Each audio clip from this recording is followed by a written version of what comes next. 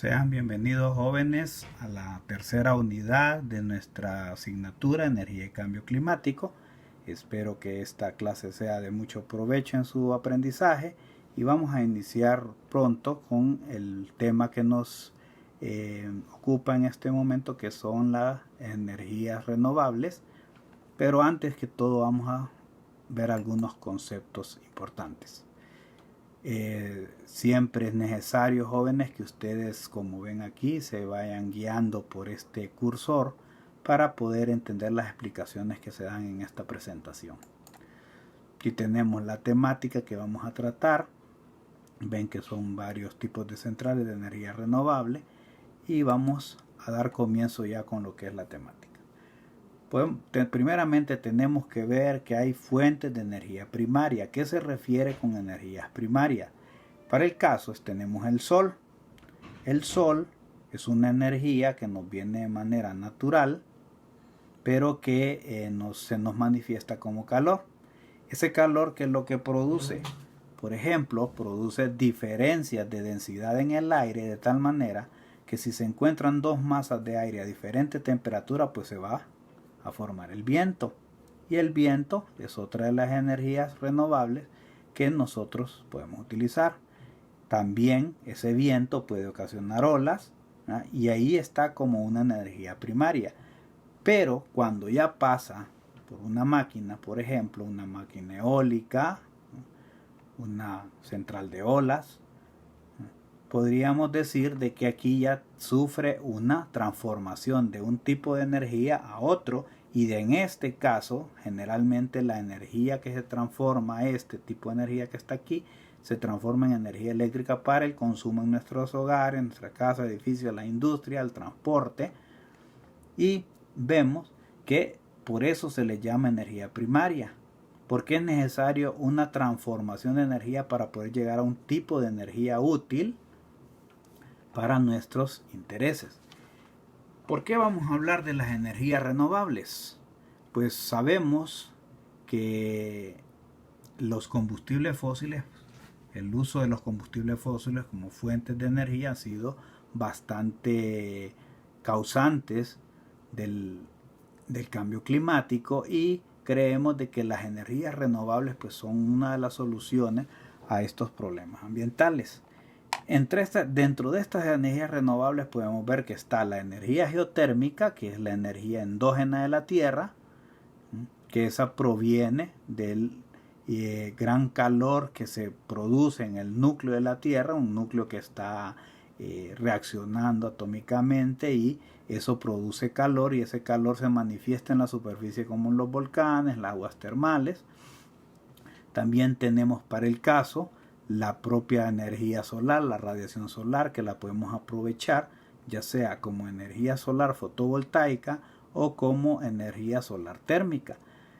Ese mismo sol que nos caliente el aire pues nos puede provocar viento, que puede ser aprovechado por las turbinas eólicas para transformarla en energía eléctrica. También el mismo viento produce ondas u olas, como se les puede llamar, que con esas olas también podemos producir energía eléctrica. También tenemos la energía de las mareas. En este caso, el origen de la energía de las mareas pues es la gravitación entre lo que es la Tierra, el Sol y la Luna. Esta misma radiación solar también sirve como energía para el proceso de fotosíntesis en las plantas, y eso es lo que nos produce la biomasa. Es necesario para que las plantas crezcan la energía radiante del sol. Bueno, vamos a decir que la energía renovable es aquella que se obtiene de fuentes naturales virtualmente inagotables, ya sea por la inmensa cantidad de energía que contiene, porque son capaces de regenerarse por medios naturales.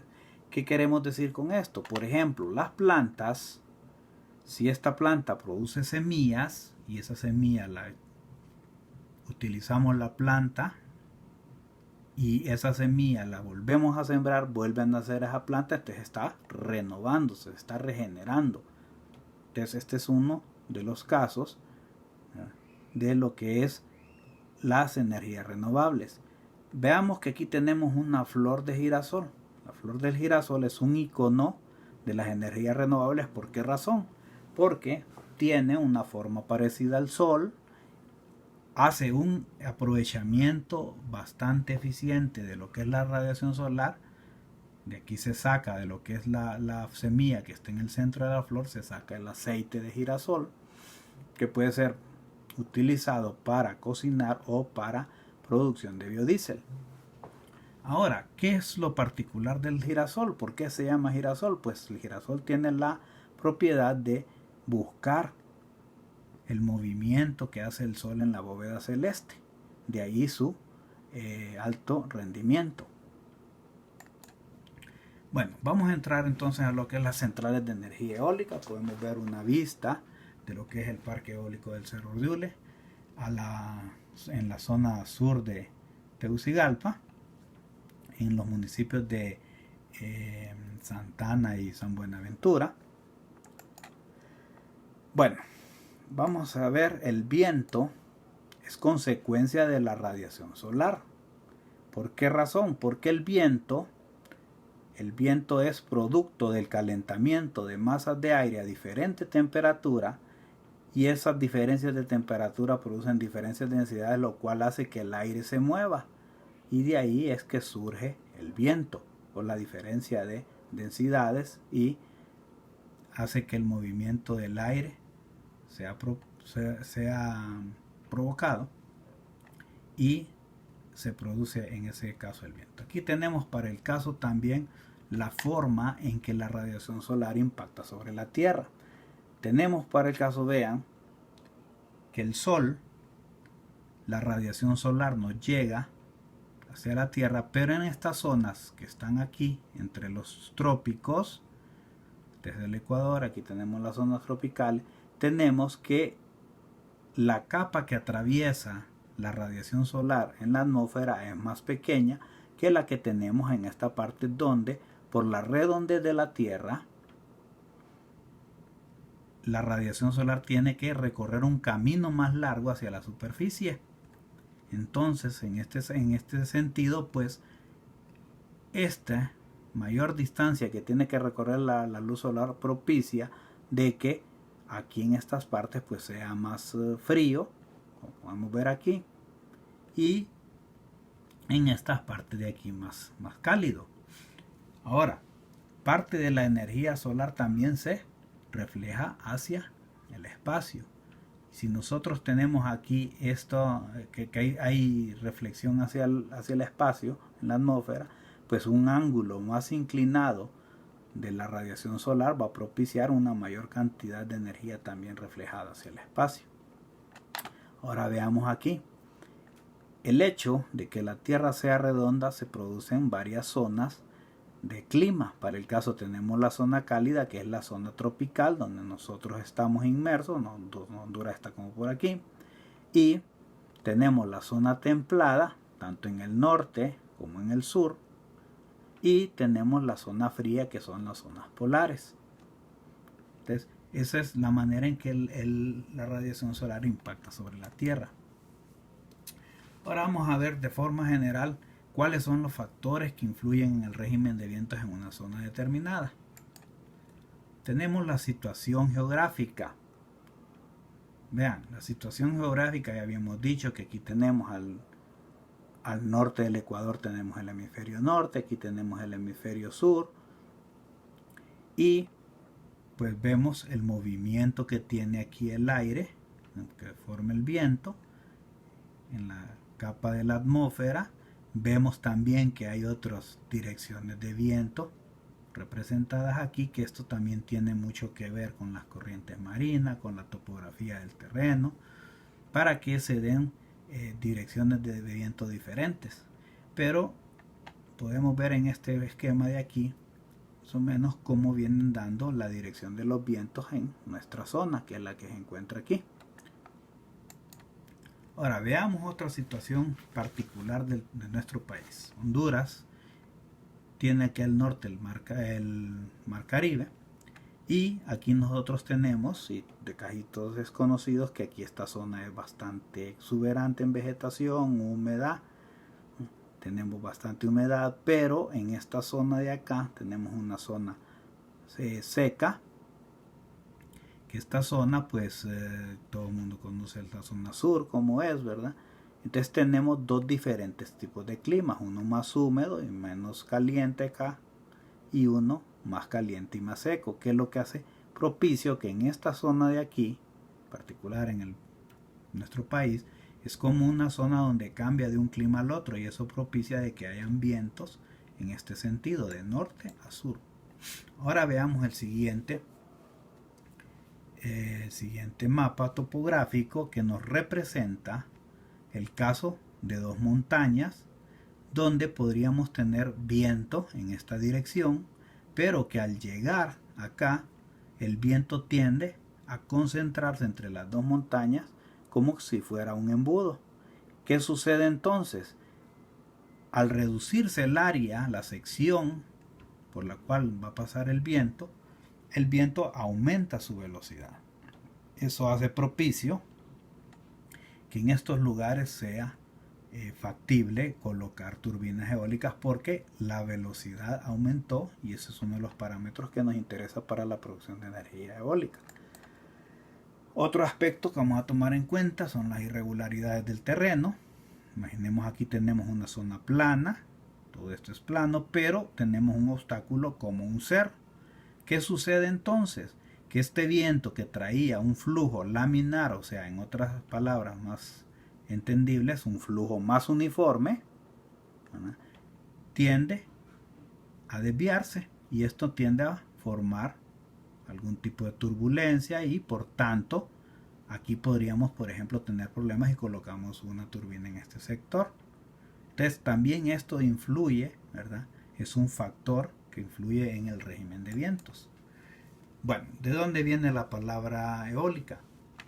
Pues viene de la mitología griega, ¿verdad?, del dios padre de los vientos, que era Eolo, y ahí viene el nombre de eólica, y se define como la energía cinética de una masa de aire en movimiento. El aire, pues aquí podemos ver las líneas de flujo. En este caso aquí tenemos para el caso líneas de flujo de aire, y al pegar con las palas del aerogenerador pues van a causar un empuje que hace que esto rote, y esa es la energía que se aprovecha para mover las turbinas. El aprovechamiento de esta fuente energética, ¿verdad?, lo vamos a ver en las siguientes diapositivas. Para el caso aquí tenemos por ejemplo un pozo de agua que se quiere bombear. Pues se puede utilizar, como está aquí, un molino multipalas americano, que a través de un movimiento de biela manivela aquí transforma el movimiento rotacional, lo transforma en un movimiento alternativo, o sea, un movimiento hacia arriba y hacia abajo, en el cual podemos acoplar una bomba, que esta puede ir sumergida en el agua también, y esa bomba succionar y bombear agua hacia un depósito. Podemos ver aquí que esta energía mecánica que se obtuvo de la energía eólica también, ¿verdad?, corresponde, digamos, a la energía potencial de elevar una masa de agua a cierta altura, que tenemos la altura h, tenemos el movimiento alternativo, tenemos una gravedad actuando sobre todos los cuerpos, y tenemos una masa de agua en esta parte de aquí. Bueno, aquí tenemos otro ejemplo, con la única diferencia que aquí la bomba es eléctrica, y la energía que se transformó aquí no fue energía mecánica, sino que fue energía eléctrica, y se utilizó para una bomba sumergible, por ejemplo, podría ser, pero es una bomba eléctrica. Bueno, aquí tenemos un emplazamiento de un parque eólico. Tenemos las turbinas, el viento incide en ellas en este sentido, de aquí para acá. Al moverlas se produce la energía eléctrica que pasa aquí hasta un centro de transformación, ¿verdad?, y de ahí viene acá a una subestación donde se le dan los parámetros necesarios que la norma nos exige para poder hacer el transporte a través de las líneas de distribución hacia los lugares de consumo. Ahora veamos la aerodinámica de las palas de una turbina eólica. Aquí tenemos un diagrama de cómo se producen las fuerzas cuando el viento incide sobre las palas, pero vamos a explicarlo de manera más simple en este esquema. Para el caso, si las palas están paralelas al flujo de aire, en este caso, pues no habría un empuje, entonces sería fácil, si la máquina está rotando y se coloca en esta posición, pues sería más fácil frenarla, y eso se haría en caso de que sea necesario, ya sea por mantenimiento, ya sea porque la demanda de energía nos indica que no es necesario que todas las máquinas estén funcionando, entonces podemos parar algunas. Y aquí tenemos el caso contrario, en el caso que la demanda de energía lo exija o el viento, entonces esto a través del sistema de control de la máquina pues va a colocarse en determinado ángulo de tal manera que satisfaga la demanda que se le exige a la máquina. Bueno, vamos a ver que hay varios subsistemas componentes. Tenemos el subsistema de transmisión, el subsistema de generación eléctrica, el subsistema de orientación, el de regulación, el de soporte y el de captación. Vamos a verlo en la siguiente forma. Tenemos el subsistema de captación, tenemos el viento, en la dirección del viento que va perpendicular a las palas. Entonces, al producirse este empuje empieza a rotar y esta es la que capta la energía del viento, lo que es el rotor y las palas, o aspas como dice en la diapositiva anterior. Ahora, aquí existe un eje, que es un eje grande, porque aquí se produce un alto torque, pero después podemos tener un freno, si es necesario parar la máquina, en algunos casos también va colocado aquí, pero aquí tenemos, después de este eje mayor, tenemos una multiplicadora que se encarga de aumentar las revoluciones de este eje, las aumenta más aquí para poder llegar a los regímenes de velocidad que necesita el generador eléctrico, que es del subsistema generador, y poder producir la energía dentro de los parámetros que se necesitan. Ahora, tenemos también un sistema de control. Tenemos aquí también unos aparatos de medición, como habíamos visto, el anemómetro. El anemómetro que mide la velocidad del viento y es el encargado de dar una señal al sistema de control para que si necesitamos producir energía, estas aspas se van a mover conforme a la señal que les manda el anemómetro para que la velocidad, el ángulo de las aspas sea el correcto para obtener la velocidad necesaria para producir la energía. La veleta es la que nos indica la dirección del viento, de qué lado viene el viento. Entonces la veleta da una señal de tal manera que el sistema de control manda una señal aquí a estos motores para que giren la máquina buscando que el viento siempre esté perpendicular a las aspas y así obtener el mayor rendimiento. ¿Cómo vamos a medir el viento? Bueno, el viento se puede medir con unos instrumentos que se llaman anemómetros. Y vamos a ver que hay tres categorías: los anemómetros de rotación, los anemómetros de presión y hay otros que son de hilo caliente, efecto sónico, láser, etc. Y vamos a ver cuáles son. Para el caso, aquí tenemos un anemómetro de rotación que consiste en una serie de copas, 3 o 4 copas, en las cuales el viento sopla, hace girar este elemento y aquí se produce una señal electromagnética que va a ser traducido en velocidad de viento. Tenemos uno de hilo caliente que ya es un poco más sofisticado, ¿verdad? Con su pantalla digital. Tenemos un anemómetro de presión que generalmente también esto lo utilizan los aviones para medir la velocidad. Tenemos otro tipo de anemómetros, pero los más usuales son estos. Ahora veamos, aquí tenemos una torre para un estudio eólico. tenemos anemómetros a diferentes alturas. ¿Por qué razón? Porque vean, estas torres para un estudio, para una central eólica, tiene que estar mínimo a 50 metros de altura, porque estas máquinas pues son máquinas que aprovechan el viento a esas alturas o más. Veamos las veletas. Aquí tenemos una veleta rudimentaria que se utiliza mucho en las granjas. Esta placa de aquí en forma de gallo pues es la que se direcciona conforme a la dirección del viento, por eso indica la flecha, y aquí tenemos de manera fija los 4 puntos cardinales que nos indica de qué lado viene el viento. Ya esta es una veleta que va acoplada a una mini turbina, que es parecido a la cola de un avión, que también direcciona la turbina de manera que quede perpendicular a las aspas. Okay. El potencial eólico, pues en la Tierra solo un 2% de la energía solar que llega a ella se transforma en energía eólica, pero vean, ese potencial es variable, puede ser en función de la hora del día. Ustedes han visto, por ejemplo, cuando amanece, allá por el oriente amanece, van a sentir de que la temperatura es bastante baja y también la radiación es bastante baja, pero en la medida que el sol va recorriendo la bóveda celeste, si estamos al mediodía, por ejemplo, vamos a sentir mucha radiación solar, ¿no? Y ¿qué sucede? Que en ese caso, pues, la energía que el sol le transmite al viento es mayor.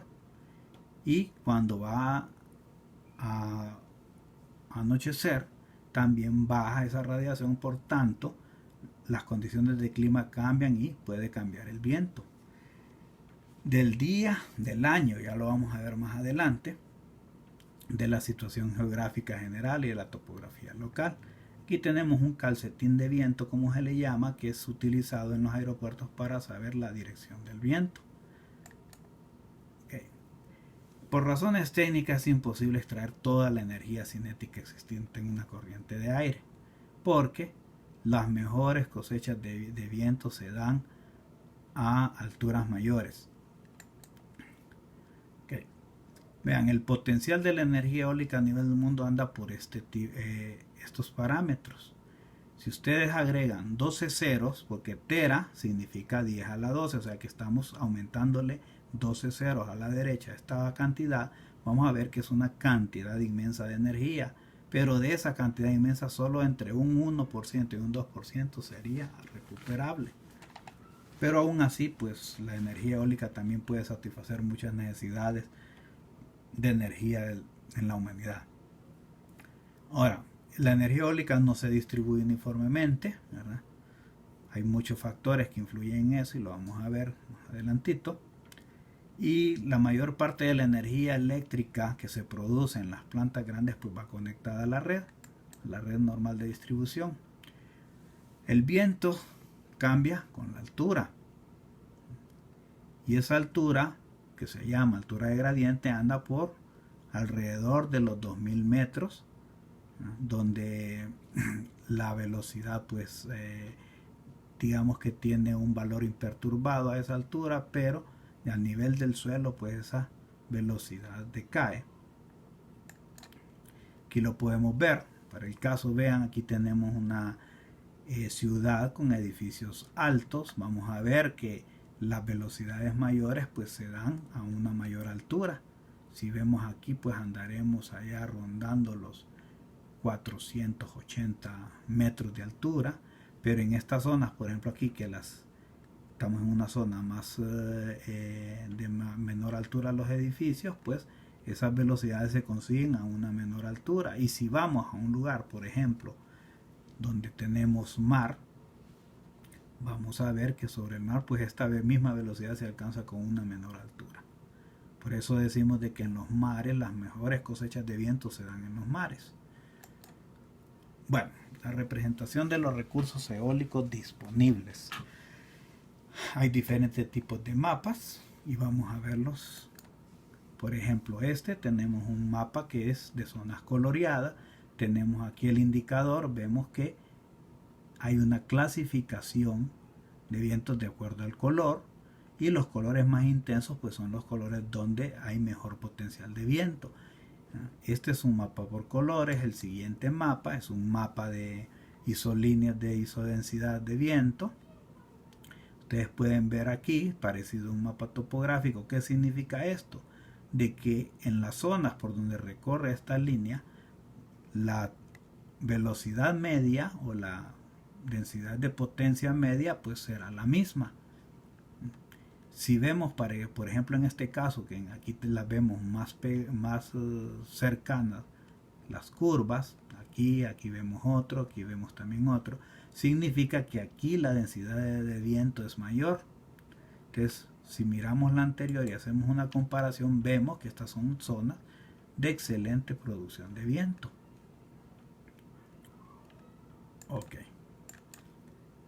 Veamos, según el alcance espacial podemos tener macromapas. Digamos, este es un macromapa porque está representado todo el mundo, o sea, una gran extensión. Y aquí tenemos la clasificación del viento según la potencia. Ahora, la densidad de potencia. Ahora tenemos también según el periodo temporal que representa. Aquí en este mapa podemos ver diferentes líneas de isoviento. Aquí le llaman isotacas, pero es lo mismo que una línea de isodensidad de potencia. Y tenemos también el hecho de que este mapa, lastimosamente aquí no se ve, pero habla de un periodo de retorno de 50 años. ¿Qué significa eso? Significa que esto es de acuerdo a datos estadísticos que se han venido recopilando, pues durante 50 años pues se obtuvo este tipo de comportamiento del viento.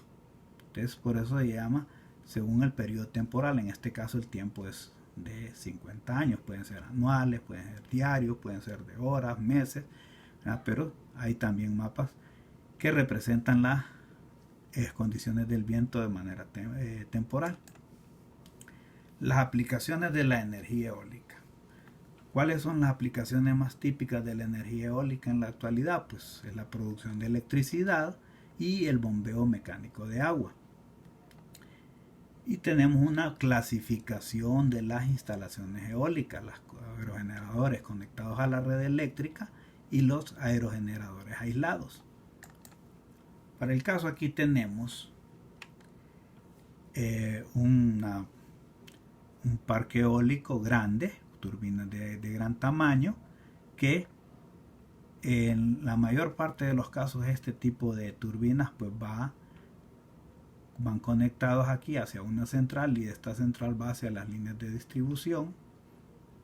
Y tenemos también en este caso aerogeneradores aislados, digamos para pequeños consumos, por ejemplo de una casa. Y aquí vemos que cada casa tiene su propio aerogenerador. Estos son sistemas aislados. También podrían haber sistemas aislados de este tipo, pero que son específicamente para un pequeño sitio de consumo. Vemos que el primer grupo, o sea, este grupo de aquí, son los más numerosos.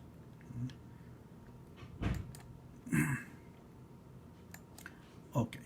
Podemos ver aquí varios emplazamientos eólicos. Por ejemplo, tenemos un parque eólico en el mar. Ya habíamos dicho que en el mar pues se obtienen las mejores cosechas de viento.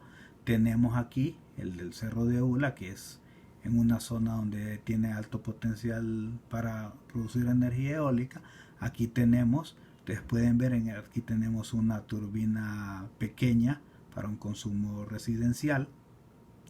Y vemos que tanto este como este y este tienen un eje horizontal, pero también tenemos turbinas eólicas de eje vertical. Este solamente es un modelo, hay varios modelos. Veamos aquí una comparación de lo que es el tamaño necesario para obtener determinados valores de potencia de energía eléctrica con estas máquinas. Aquí tenemos por ejemplo el caso de una aspa o pala.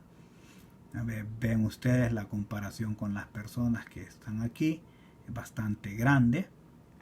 Para transportar también a veces necesita transporte especial, o sea, camiones especializados para esto, para poder transportar estas máquinas de gran longitud.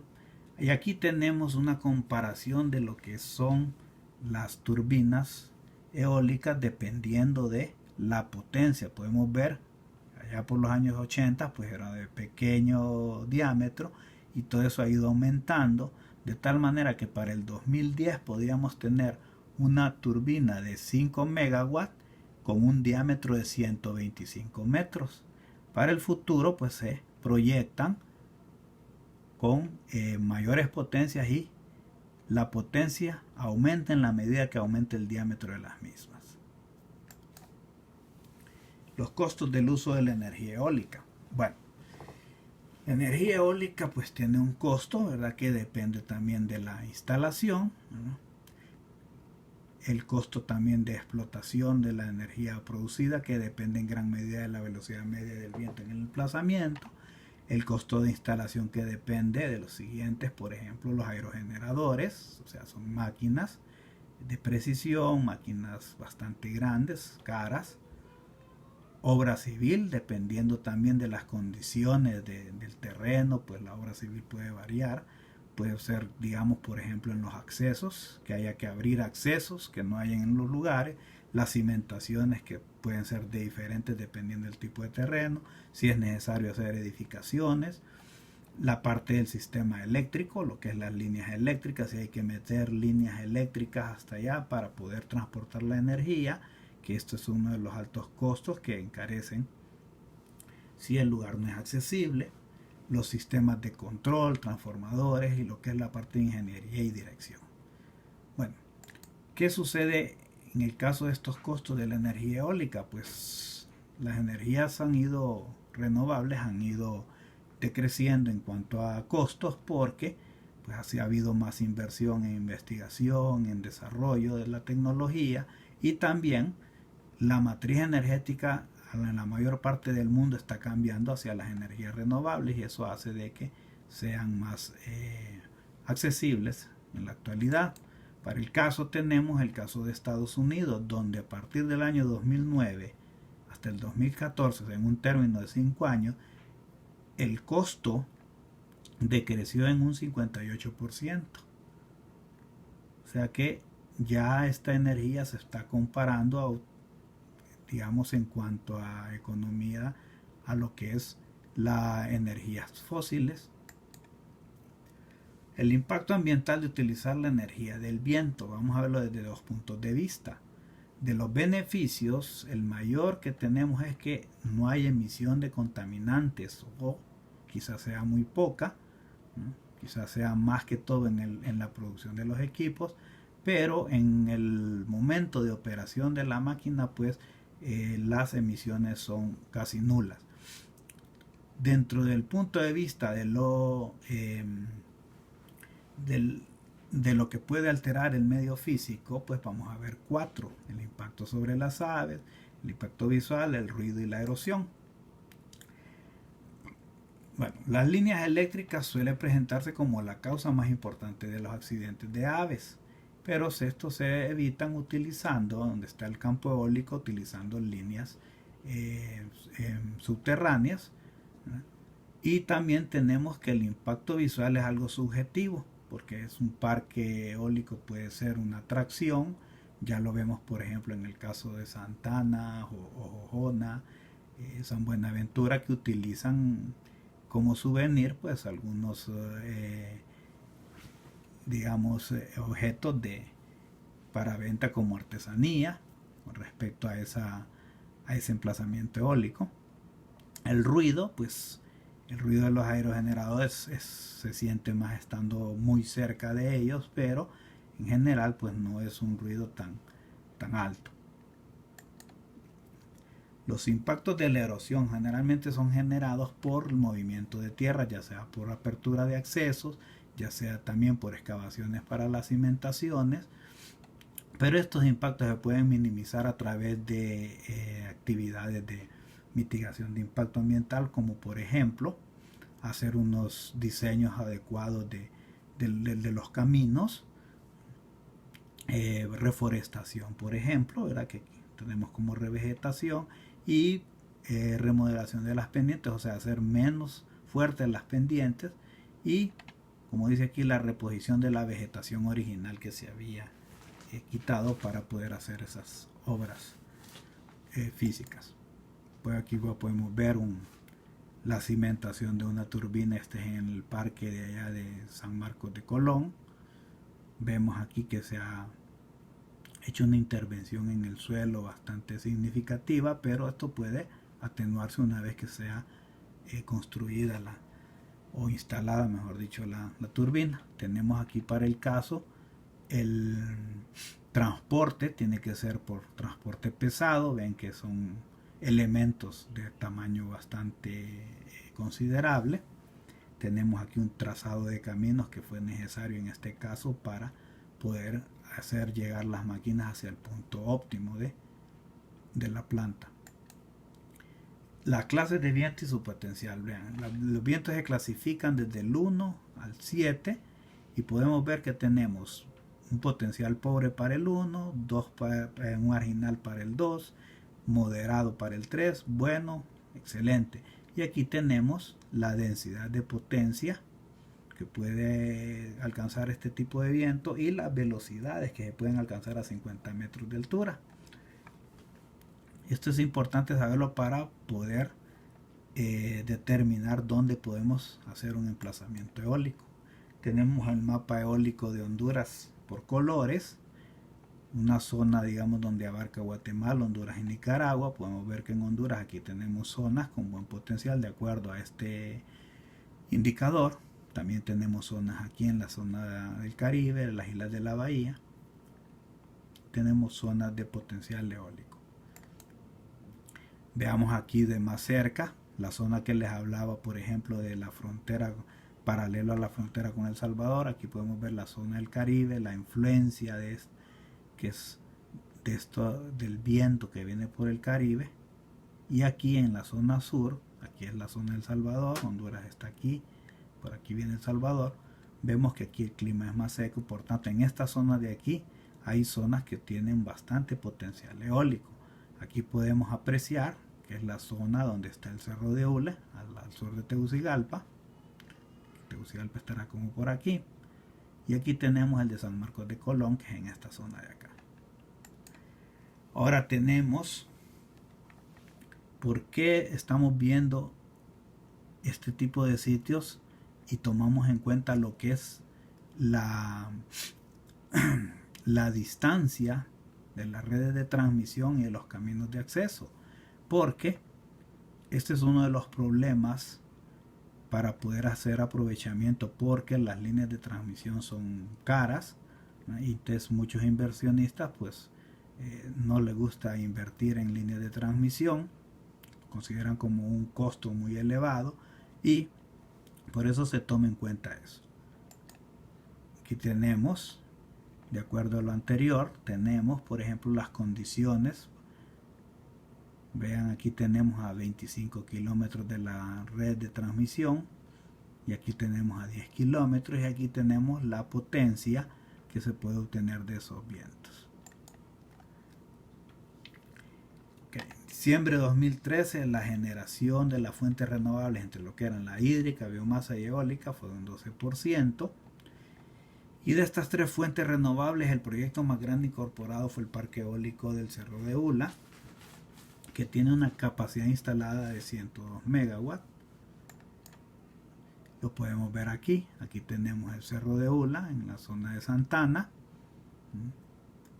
Y en la siguiente, bueno, aquí ya es en el anochecer. Y el siguiente lo tenemos aquí, que es el de San Marcos de Colón. Pueden ver que está en una parte alta. Y aquí terminamos con nuestra clase de energía eólica.